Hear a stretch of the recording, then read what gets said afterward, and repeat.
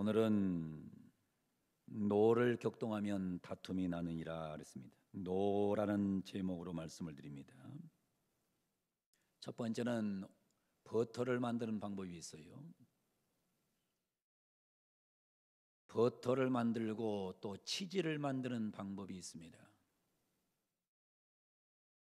버터를 만드는 방법은 어떻게 하면 되느냐 하면 젖을 저으면 엉긴 젖이 된다 그랬어요.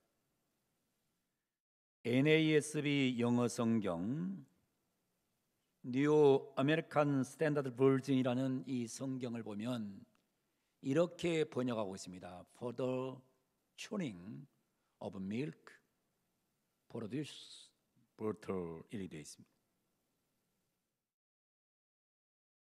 우유를 튜닝하는 겁니다. 튜닝, 자꾸 젓는 거예요. 우유를 자꾸 저으면 produce 제공한다. 뭐를? 버터를 제공하게 된다 그랬어요. 여러분들이 가지고 있는 우유를 계속해서 저으면 뭐가 되느냐? 그게 버터가 되는 겁니다. 우유를 저으면 버터가 돼요.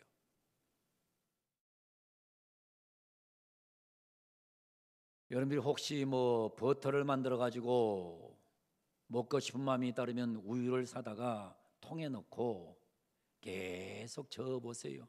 저으면 그것이 이제 엉긴 젖이 돼요. 그 엉긴 젖이 계속 젖게 되면 이게 이제 버터가 됩니다. 두 번째로는 뭐가 나오냐면 코피 나게 하는 법이 나옵니다. 코피 나게 하는 법이 나와요.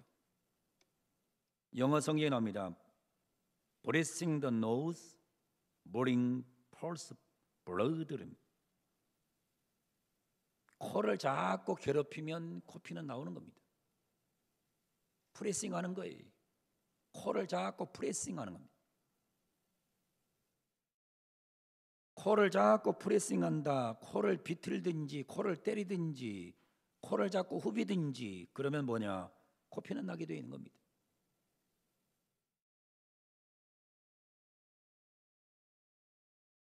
마지막으로는 다툼이 나는 방법, 나게 하는 법이 있습니다. 다툼이 나게 하는 법. 역시 NASB 성경에 보면 이렇게 기록하고 있습니다. So the tuning of angel produce strife라 되어 있습니다. 계속해서 화를 내게 하면 사람에게 자꾸 화를 내도록 자꾸 속을 저어요. 남의 속을 자꾸 저어. 자꾸 저으면 뭐가 나오느냐? 거기에는 결국에 스트라이프가 나오는 거예요. 스트라이프. 다툼이 나오게 되어 있는 거예요. 여러분, 사람이란 것은 감정의 동물이기 때문에 자꾸 속을 저으면요, 저으면 다툼이 나오게 되어 있는 거예요.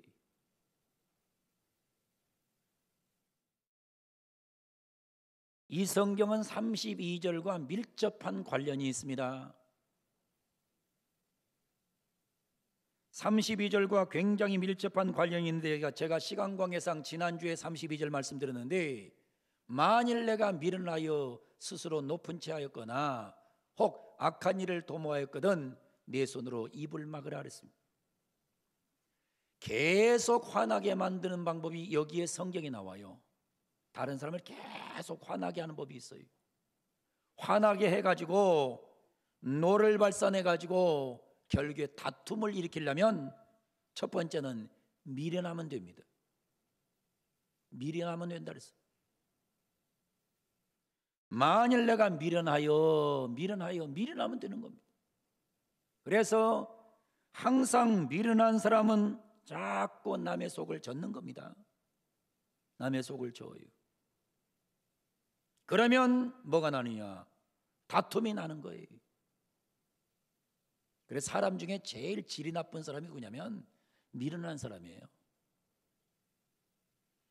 여러분 가정에서도 부부간에도 좀 사람이 미련하면요 자꾸 속을 이렇게 젓습니다. 속을 저어요. 미련한 거예요.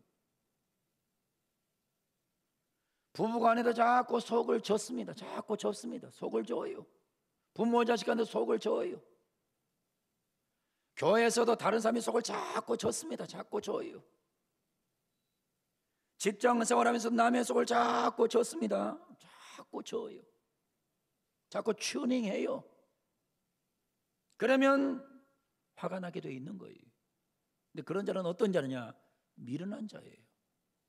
사람이 미련하면요, 자꾸 다투게 돼 있어요. 지혜로운 사람은 다툼을 피해가고 미련한 사람은 자꾸 다투게 돼 있는 겁니다. 여러분, 어떤 공동체든 간에 사람이 미련하니까 다투는 겁니다. 이게 미련하게 사는 것처럼 불쌍한 게 없는 거예요. 두 번째로는 어떻게 하면 계속해서 남의 화를 돋굴 수 있냐면 스스로 높은 채 하면 됩니다. 자기 스스로 자꾸 높은 채 하면 남의 화를 돋굴 수 있어요. 자기 혼자 잘난 채 하면 남의 화를 자꾸 저을 수 있어요. 그러면 거기에선 반드시 뭐냐? 반드시 다툼이 나게 돼 있는 거예요.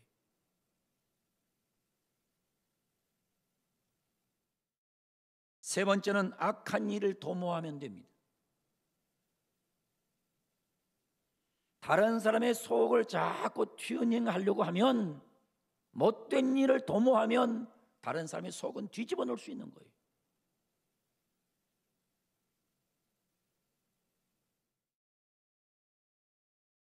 네 번째로는 입으로 계속 떠들면 됩니다. 입을 가지고 자꾸 남에 대해서 떠들면, 자꾸 튜닝하면 다른 사람의 노가 일어나게 돼 있고, 노가 일어나게 되면 분쟁하게 돼 있는 겁니다.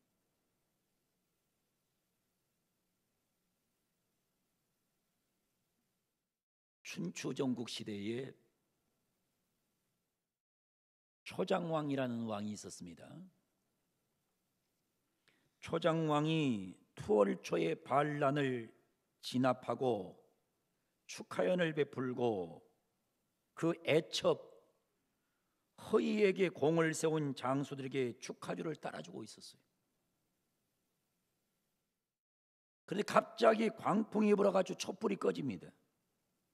깜깜절벽이 돼요.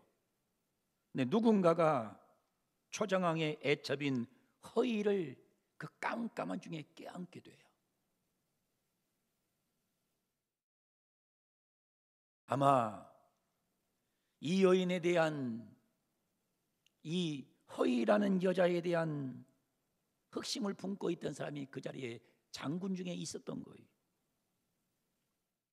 질겁한 허위가 초장왕에게 소첩이 그자의 각근을 떼었으니 속히 불을 밝혀 죄인을 잡아 족치라고 요청을 했습니다.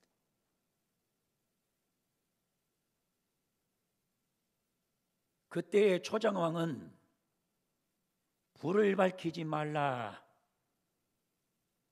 여러 장수들은 지금 당장 모든 각근을 끊으라, 그리고 죄인 색출을 금하게 됩니다. 그래서 이 잔치를 일컬어서 전령지희라, 전령쥐해란 말을 썼어요. 각근을 끄는 잔치다, 그런 뜻이에요. 전령지회, 각근을 끄는 잔치. 아주 굉장히 유명한 역사에 나오는 얘기지요. 훗날 초장왕이 정나라와의 싸움에서 목숨이 이태로울 때 100명의 돌격대로 초장왕을 구한 당교라는 장수가 있었는데, 그가 바로 그날 밤 허위를 껴놨던 사람입니다. 이 당교라는 장수는 그 밤에 허위를 껴안았는데, 이게 만약에 초장왕이 불을 밝혔으면 진즉 죽었을 사람인데, 초장왕이 불을 밝히지 마라, 그리고 모든 장수는 각건을 끊으라 그래가지고 결국에 각건을 끊고 그 모든 장수를 살려줬는데, 후대에 초장왕이 죽을 이기고 왔을 때에 이 당교라는 자가 생명을 걸고 100명의 돌격대로 초장왕을 살려내는 기적적인 역사가 있었습니다. 이거를 소위 전령지혜라.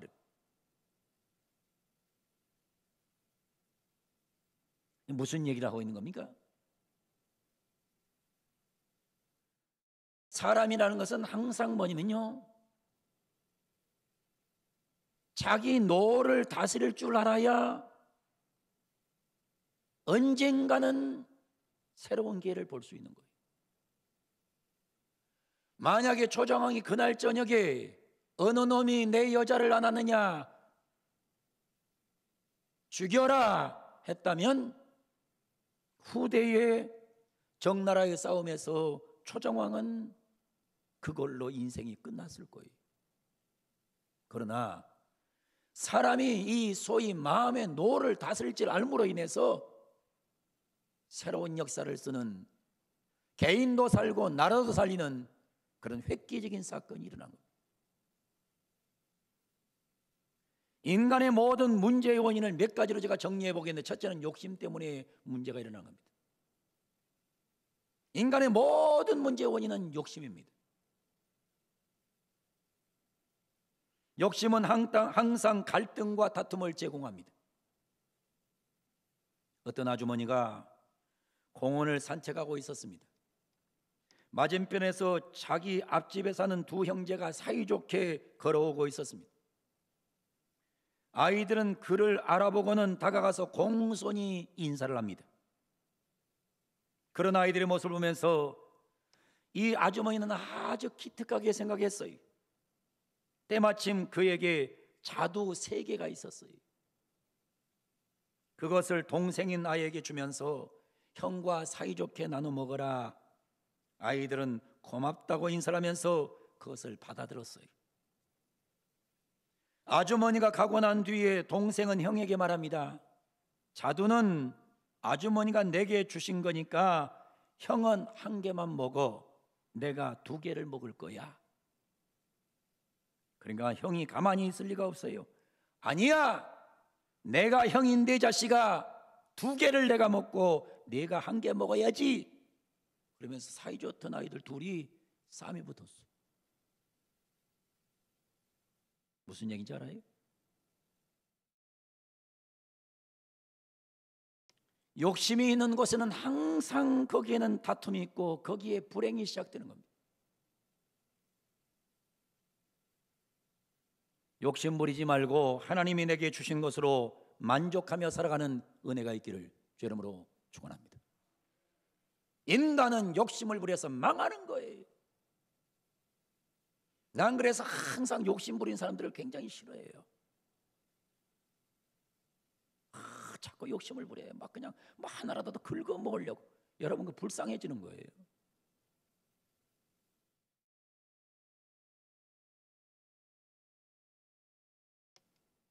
하나님이 주신 것으로 만족하고 살면 어떤 일이 생기냐? 우리는 늘 감사한 마음으로 살기 때문에 행복하게 사는 은혜가 임하게 되는 거예요.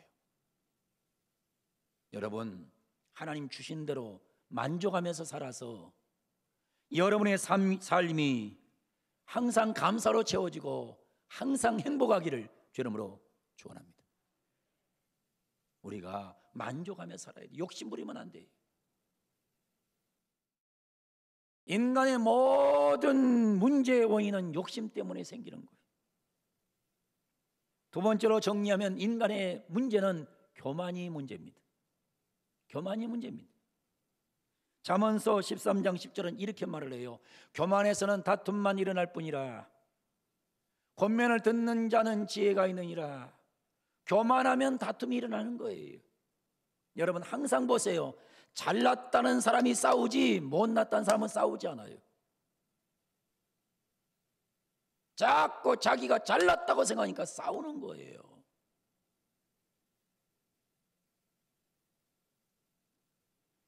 누가복음 22장 24절에도 이렇게 말씀합니다. 또 그들 사이에 그중 누가 크냐 하는 다툼이 난지라.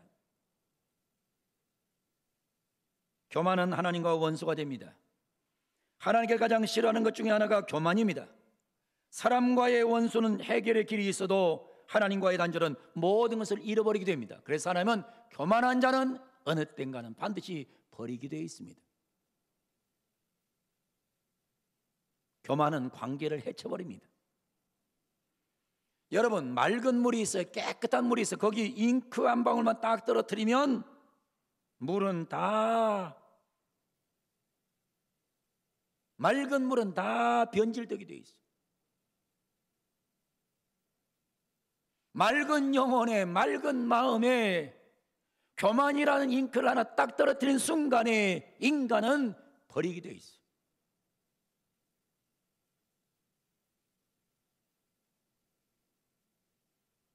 여러분, 다툼이 있는 곳에는 반드시 교만이 있다는 겁니다. 어느 공동체가 자꾸 다퉈요. 다툰다 그 말은 교만하다 그 말입니다. 교만하니까 다투는 겁니다. 사람은, 겸손한 사람은 절대 다투지 않아요.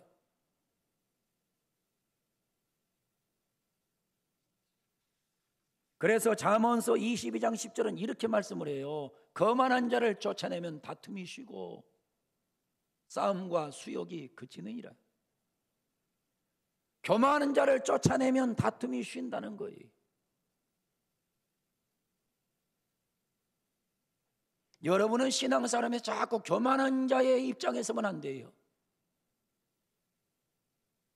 항상 겸손하셔서 여러분을 만나는 사람에게 평화를 나눠주는 그런 인물들이 되기를 주 이름으로 축원합니다. 세 번째는, 인간의 문제의 원인은 미련의 문제가 있습니다. 잠언서 18장 6절은 이렇게 말합니다. 미련한 자의 입술은 다툼을 일으킨다 그랬습니다. 그 입은 매를 자청한다 그랬어요. 교만하면 자꾸 문제를 일으키는데 미련한 사람도 항상 문제를 일으키는 거예요. 사람이 지혜로운 사람은 문제를 일으키지 않습니다. 미련하니까 문제를 일으키는 거예요. 히랍 신화에 보면 이런 말이 나와요. 하루는 헤라클레스가 길을 가다가 괴물의 공격을 받습니다. 헤라클레스는 그 괴물을 두들겨 쓰러뜨린 후에 다시 길을 떠납니다. 근데 조금 후에 갔더니 3-4배 큰 아주 커진 괴물이 나타나는 겁니다. 더 센 힘으로 때려 눕혔습니다. 이번엔 더 큰 괴물이 나타납니다. 때리면 때릴수록 더 커지는 악순환이 되풀이 됩니다. 그래서 헤라클레스는 아테네를 찾아갑니다. 그때 아테네가 이렇게 말합니다. 다툼이라는 괴물은 자꾸 때리면 커진다.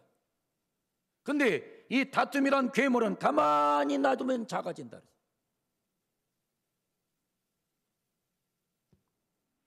인간이 자꾸 미련하니까 자꾸 다툼을 키우는 거예요.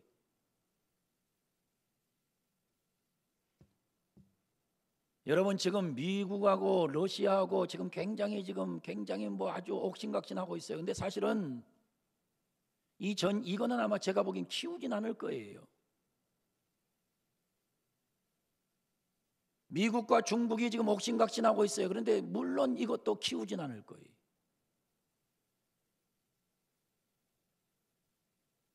근데 미국이나 이런 큰 나라가 껴버리면 싸움을 해도 그냥 뭔가 내부적인 싸움을 하지, 조그만 나라끼리 싸움이 붙으면 이거는 큰 전쟁으로 변해버리는 겁니다. 미련하면은 자꾸 싸움을 벌이는 겁니다.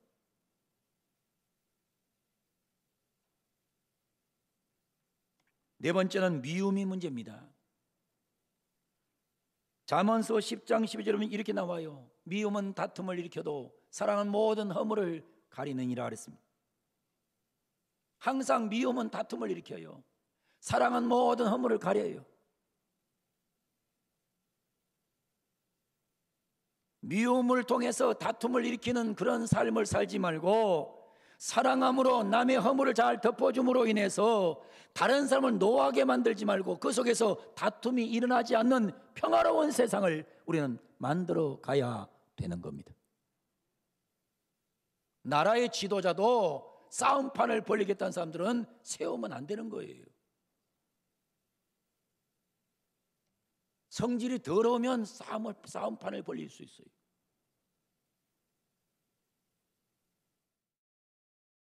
깊은 산골 오솔길 옆에 자그마한 연못이 하나 있습니다. 깨끗한 연못이었어요. 그 안에 금붕어 2마리가 살고 있었어요. 지금은 그 연못은 물이 썩어서 아무 고기도 살질 못해요. 왜 그렇게 되느냐? 물고기 2마리가 살고 있었는데 이 연못에 나 혼자 살면 좋겠다 그래가 2마리의 금붕어가 싸움질을 했어요. 싸우다가 결국에 1마리가 죽었어요. 죽고 나니까 그 연못에서 1마리가 썩으니까 그 고기가 썩어버리니까 그 연못물이 썩어버리는 거예요. 썩은 물을 먹으니까는 살아있는 금붕어도 죽어버린 겁니다. 여러분 무슨 얘기인지 압니까? 남을 죽이면 나도 죽어요. 절대 혼자 잘 살 줄 압니까? 못 살아요. 혼자는 절대로 못 살게 돼 있어요. 연못에서 금붕어가 혼자 살면 잘 살 것 같지요? 아닙니다. 다른 금붕어 죽이면 나도 죽어요.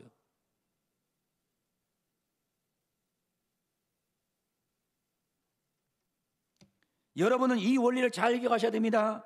남을 사랑하는 자는 자기를 사랑하는 것이고 남을 돕는 것이 결국은 자신을 돕는 것이라는 것을 절대로 잊지 않기를 바랍니다.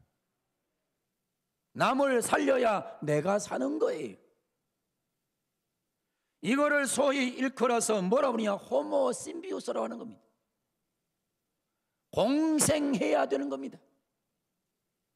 공생하는 것이 같이 사는 길이, 함께 사는 것이 행복한 길이 되는 겁니다. 그래서 우리 머리 구조와 심장의 구조를 바꿔야 돼요. 어떻게 바꾸느냐? 다른 사람을 잘 되게 해야 합니다. 다른 사람을 노하게 하면 안 돼요. 여러분들은 어디 가든 간에 어디를 가든 간에 남을 노하게 하면 안 돼요. 다른 사람을 노하게 되면 분쟁이 생기면 반드시 같이 죽게 되어 있는 거예요. 혼자 죽진 않아요.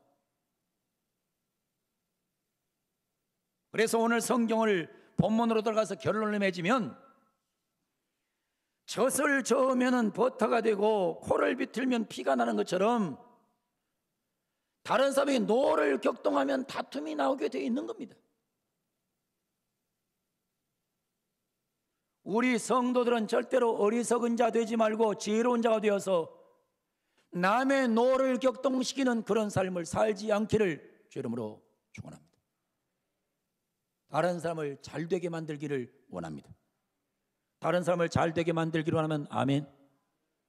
교회에서도 마찬가지 다른 분을 행복하게 만들어야 돼요. 다른 교인을 행복하게 만들어야 내가 행복해지지. 다른 교인 짓밟으면 내가 불행해져요.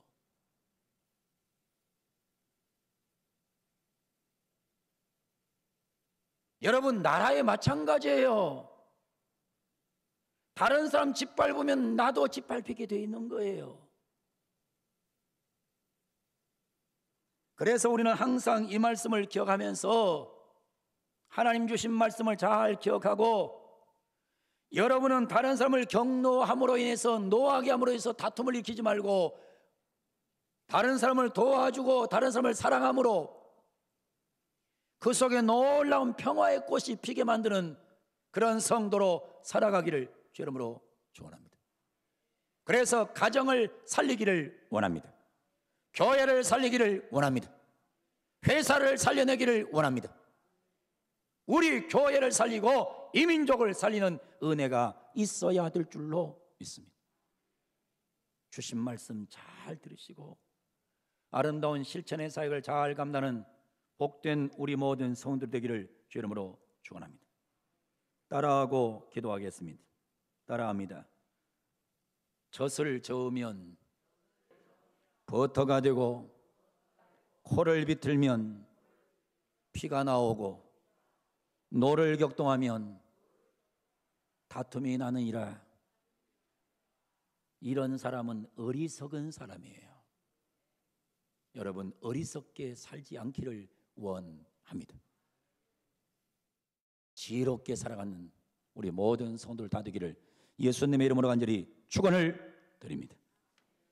거룩하신 아버지 하나님, 감사합니다. 찬양합니다. 영광을 올려드립니다. 오늘 주신 말씀 잘 듣습니다. 우유를 작고 저으면 버터가 됩니다. 코를 비틀면 피가 납니다. 남을 노하게 만들면 다툼이 생깁니다. 이건 어리석은 인생들이 사는 방법입니다. 주님, 우리 모두 다른 사람을 잘되게 하는 성도 되게 하여 주옵소서.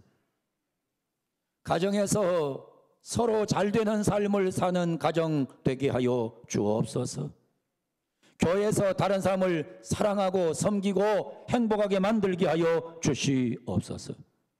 직장에서 같이 살게 하여 주옵소서. 나라에서도 공생의 지도자가 이 땅에 세워지게 하여 주시옵소서. 하나님 아버지, 우리 정부자 권사님, 필리핀의 어려운 생명들을 위해서,